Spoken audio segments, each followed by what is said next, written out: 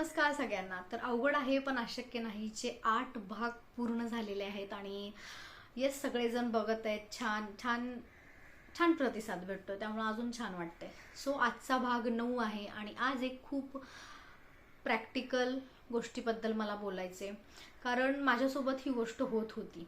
भली एखादी गोष्ट आपण चांगली ऐकत असू, म्हणजेच मी T V, mobile, laptop, tab, जे काय आपण यंत्र वापरतो व्हिडिओज बघण्यासाठी, ऐकण्यासाठी, तर ते किंवा त्याचा वापर अति प्रमाणात करणं हे मी करू लागले होते. सकाळी उठल्यापासून छान छान व्हिडिओज ऐकणे, मोटिवेशनल, किंवा मला माझ्या जे कामाचं असतं ते सगळं ऐकणं करणं, म्हणजे दिवसभर तेच चालू असणं.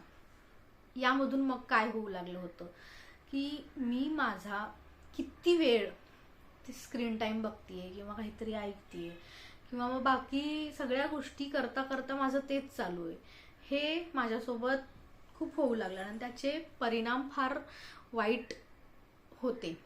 ओके, जसं की खूप वेळ बघणं, त्यामुळे डोळे दुखणं असेल, डोकं दुखणं असेल, किंवा मग बाकी कुठल्या गोष्टीमध्ये 100% देणंच नाही. ओके, एकच गोष्ट चालू आहे सारखी सारखी सारखी सारखी. तर तसं तुमच्या बाबतीत होतं का? किंवा एखादी गोष्ट जर आपल्याला आवडत असेल किंवा करायची म्हटली तर त्याचं सुद्धा आपण अति करायचं नाही आहे आपल्याला. ओके, तर थोडक्यात म्हणजे आपण सगळेच मोबाईल दिवसभर वापरत असतो, तर त्यात मी थोडेसे मग बदल करून बघितले, कारण त्याचा आपल्या झोपेवर सुद्धा परिणाम होतो. चांगली झोप लागत नाही, मग पुढचा दिवस तसाच जाणार.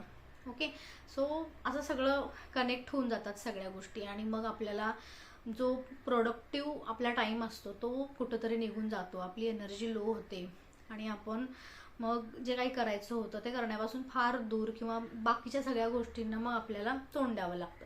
सो ते अवॉइड करण्यासाठी मी केलेल्या साध्या साध्या गोष्टी आहेत त्या मला तुमच्या सगळ्यांसोबत शेअर करायच्या आहेत, कारण आपण सगळेच जण आजकाल सोशल मीडियाशी एवढे कनेक्ट झालो आहोत की आपल्याला म्हणजे कधीही मोबाईल ओपन करणं, व्हॉट्सअप बघणं किंवा ग्रुपमधले मेसेजेस बघणं किंवा Insta reels, Facebook, videos, YouTube, हे सगळं एवढं अंगवळणी लागले आपल्या की आपल्याला यातून बाहेरच पडायचं नकोच वाटते. आपल्याला तेच तेच तेच तेच तेच छान वाटतात त्या गोष्टी. इन्स्टावरती तर रील्स एवढ्या इन्स्टंट असतात की म्हणजे एक झाली की दुसरी, दुसरी झाली की तिसरी, अशामध्ये आपला किती वेळ वाया जातो हे आपल्यालाही कळत नाही.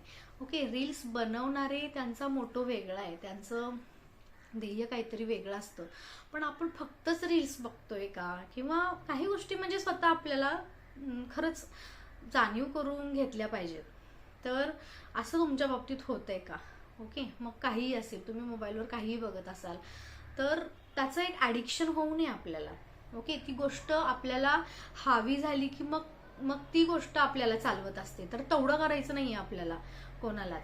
तर ॲटलिस्ट आपण साध्या साध्या गोष्टी करू शकतो, जे मी केलं, जे की आपण मोबाईलमध्ये स्क्रीन टाईम लावून ठेवायचा की मी दिवसभरात किती वेळ, किती तास बघते किंवा कुठल्या ॲपला किती वेळ माझा जातो आणि मी त्यातून काय घेते.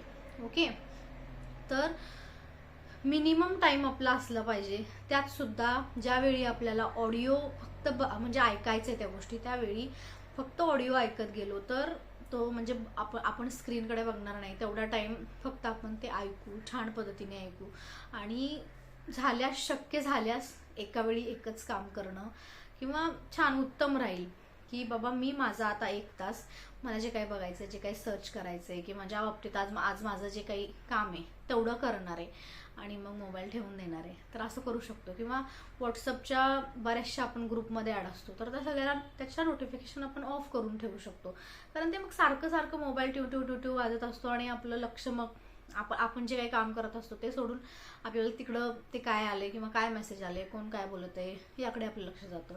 असंच सगळ्याच ॲपच्या बाबतीत असू शकतं की आपण नोटिफिकेशन ऑफ करू शकतो, स्क्रीन टाईम आपला काय ते हे करू शकतो, किंवा मग टाईम ठरवू शकतो की रात्री 10च्या नंतर काहीही असेल मी माझा मोबाईल बघणारच नाही. या गोष्टी सुरुवातीला अवघड वाटतात, म्हणूनच अवघड आहे पण अशक्य नाही. पण खूप मनावर ताबा जर ठेवला आणि थोडे दिवस सलग सगळ्या गोष्टी केला केल्या तर आपल्याला मग ते करतो आपण, आपल्याला त्याचं महत्त्व सुद्धा कळलेलं असतं आणि आपण ते हळूहळू करू लागतो सगळ्या गोष्टी. जसं की आता माझं स्क्रीन टाईम मी फार कमी केलेला आहे आणि सध्या आपण ज्या फेजमध्ये आहोत, जे काही आपली प्रायोरिटी आहे, जे आपल्याला आयुष्यात आता सध्या महत्त्वाचं आहे त्यावरती फोकस करायचं. जेवढं गरजेचं आहे मोबाईलचा वापर तेवढा करूया.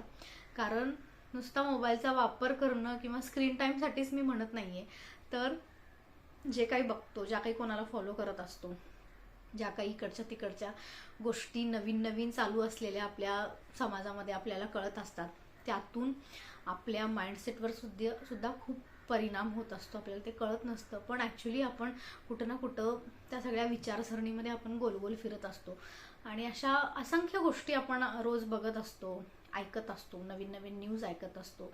सो तिथे थोडासा कंट्रोल ठेवायचा स्वतःवरती. आणि अजून तुम्हाला काय मोबाईलच्या सेटिंग्स वेगळ्या वेगळ्या माहिती असतील त्या तुम्ही करू शकता. किंवा जसं की रात्री 10 ते सकाळी 6पर्यंत नो मोबाईल बघायचंच नाही, किंवा सकाळी उठल्यानंतर सुद्धा जेवढं जास्त वेळ मोबाईल न बघता येईल, अवॉइड करता येईल, किंवा सकाळचा वेळ कसा छान पीसफुली जे काही करून तुम्हाला जे काही मी सांगत आहे सिरीजमध्ये ते सगळं करून जर करता आलं तर उत्तमच.